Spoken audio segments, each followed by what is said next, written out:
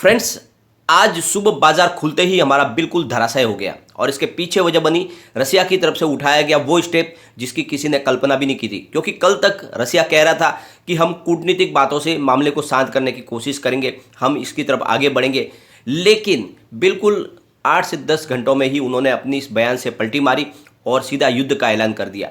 और जैसे ही युद्ध का ऐलान हुआ, यहाँ पे मामला बिगड़ गया। विश्व के सारे बाजारों में गिरावट शुरू हुई, हमारे बाजार में भी जबरदस्त गिरावट हुई। और इसके पीछे वजह बनी कि क्या यह युद्ध कौन से परिणाम की तरफ जाएगा, क्या तीसरा विश्व युद्ध भी हो सकता है, क्योंकि बहुत सारे यूरोपियन कंट्रीज ने अब रसिया के खिलाफ एक्शन लेने की तैयारी शुरू कर दी है। तो पूरा मामला क्या है जानने की कोशिश करेंगे, क्या है लेटेस्ट अपडेट, और साथ में हमारे बाजार पे कितना इसका बुरा असर हुआ है, किस सेक्टर में कितनी गिरावट हुई है और आगे अब क्या संभावना बन रही है, क्या इस गिरावट का फायदा उठाना चाहिए या फिर इस समय हमें माल बेच के बाहर निकल जाना चाहिए। तो सारी संभावनाओं को तलाशने की कोशिश करेंगे और लेटेस्ट अपडेट जानेंगे इस वीडियो के माध्यम से। लेकिन फ्रेंड, उससे पहले अगर आप पहली बार हमारे चैनल पे आए तो चैनल को सब्सक्राइब कर दीजिए, एक बेल आइकॉन दबा दीजिए ताकि जब भी नया वीडियो बने पहला नोटिफिकेशन आपको मिले। वीडियो पसंद आए तो लाइक शेयर जरूर कीजिए। चलो फ्रेंड, वीडियो स्टार्ट करते हैं। मैं हूँ आपका दोस्त SB दवे और हमारे अपने चैनल ऑनलाइन कमाई में आपका बहुत बहुत स्वागत है। अगर हम बात करें सेंसेक्स की, तो ओपनिंग हुई थी 55,418 पर, लो बना 55,375 का और हाई में गया था एक बार 55,996 पर। फिलहाल 55,832 पर है और अभी करीब 9:45 बजे का टाइम है। 1,393 पॉइंट गिर चुका है, यानी करीब 1400 पॉइंट की बड़ी गिरावट हुई है। 2.44% गिर चुका है सेंसेक्स, यानी 2.5% की गिरावट हो चुकी है ऑलरेडी।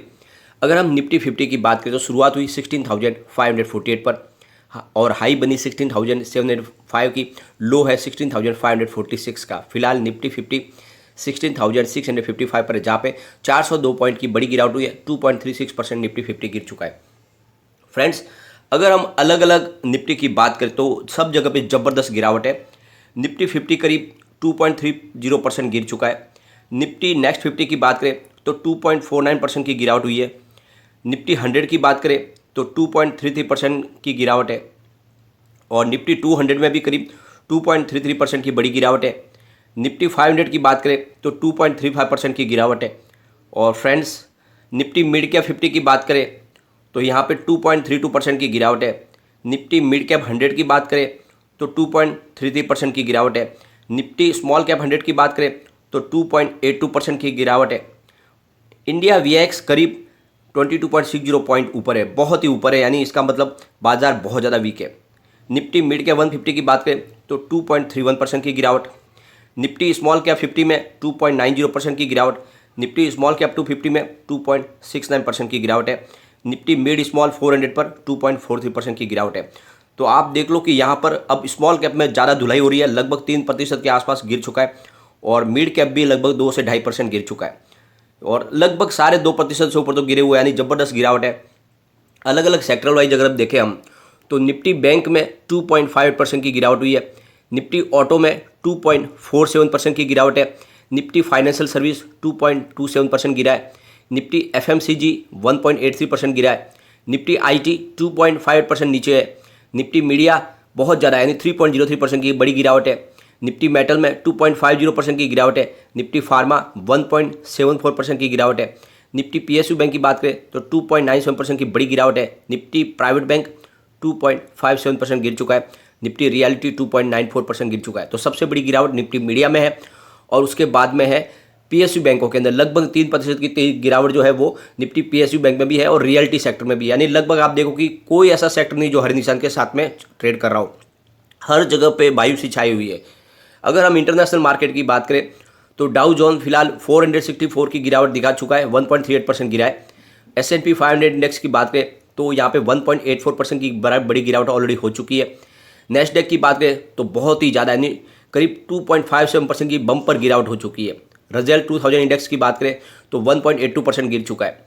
सिर्फ ये XOE है जो 0.63% पॉजिटिव दिखा रहा है, बाकी सारे के सारे जो इंटरनेशनल मार्केट है उसमें ज़बरदस्त गिरावट है और हमारे इंडिया के बाजार में तो सुबह बहुत बड़ी गिरावट हुई। लगता है कि कुछ रिकवरी की संभावना बन रही है, लेकिन ये गिरावट तो बहुत ज़्यादा है और बहुत ज़्यादा लॉस भी हो चुका है। अब जो लेटेस्ट अपडेट निकल के आ रही है कि रूस के राष्ट्रपति ने यूक्रेन के खिलाफ जंग का ऐलान कर दिया है। रूस के राष्ट्रपति पुतिन ने नाटो को धमकी दी है कि अगर यूक्रेन का साथ दिया तो नतीजे भुगतने होंगे, यानी एक बहुत बड़ी धमकी दे दी है उन्होंने। हालांकि पुतिन ने साफ भी कर दिया कि उनका यूक्रेन पर कब्जा करने का कोई इरादा नहीं है। रूसी राष्ट्रपति का कहना है कि यूक्रेनी सेना हथियार डाल दे और वापस चली जाए। इस वक्त यूएन में रूस यूक्रेन के मुद्दे पर मीटिंग चल रही है।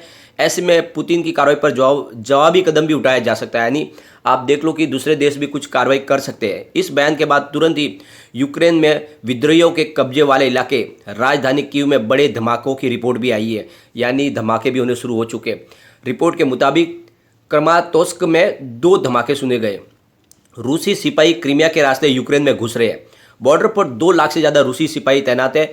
पुतिन ने यह ऐलान है ये यूएनएससी की बैठक के बीच में ही किया है। यह बैठक रूस यूक्रेन के तनाव पर चल रही थी। अब रूस की कड़ी कार्रवाई का फैसला किया जाएगा, यानी रूस के खिलाफ भी कड़ी कार्रवाई हो सकती है। यूएन की तरफ से शांति की अपील की गई है। युद्ध के खतरे के बीच फ्रांस ने बुधवार को अपने नागरिकों से बिना देरी के यूक्रेन छोड़ने को कहा है। फ्रांस के विदेश मंत्रालय की तरफ से जारी बयान में कहा गया है कि यूक्रेन की सीमाओं पर रूसी सैनिकों के जमा होने की वजह से गंभीर तनाव पैदा हो गया है। साथ ही 2 अलगाववादी क्षेत्रों को रूस ने मान्यता दे दी है। यूक्रेन ने इमरजेंसी लागू कर दी है, इसलिए यूक्रेन में मौजूद फ्रांसीसी नागरिकों को बिना देर आज अपने देश को लौट आना चाहिए। भारत के विदेश मंत्री एस जयशंकर ने फ्रांस के राष्ट्रपति इमैनुअल मैक्रों के साथ में मुलाकात की है। इस मुलाकात में रूस यूक्रेन संकट, इंडो पैसिफिक में आपसी सहयोग, भारत और फ्रांस के बीच डिप्लोमेटिक, आर्थिक और रक्षा संबंधों को मजबूत करने पर चर्चा भी हुई है। भारत ने पूर्वी यूरोप में तनाव कम करने के लिए मैक्रो की कोशिशों की सराहना की है। इससे पहले एक दिन पहले ही जयशंकर ने French institute of international relations में बोलते हुए फ्रांस की तारीफ करते हुए उसे वर्ल्ड का सुपर पावर बताया था। रूस के खिलाफ रणनीति तय करने के लिए यूरोपीय यूनियन की आज फिर से बैठक होने वाली, एक मीटिंग होगी आज। वैसे खास बात यह है कि मीटिंग बेलारूस में होगी, जो पहले ही रूस के साथ है। रूसी फौज बेलारूस की धरती पर मौजूद है। वही आज यूक्रेन मसले पर यूएनएससी में भी फिर से बैठक होगी और इस मसले पर ये दूसरी मीटिंग है और इसमें अब क्या फैसला होता है, क्या यूएनएससी कुछ बड़ी कार्रवाई करती है रूस के खिलाफ। बॉर्डर पर लगातार तनाव के बीच में यूक्रेन के राष्ट्रपति वोलोडिमिर जेलेंस्की ने टीवी पर लाइव आकर युद्ध को टालने की भावुक अपील भी की है। उन्होंने रूसी लोगों को रूस यूक्रेन के साझा इतिहास, संस्कृति की याद दिलाई है। जेलेंस्की ने बताया कि उन्होंने व्लादिमीर पुतिन को फ़ोन भी किया था, लेकिन उन्होंने कोई जवाब नहीं दिया।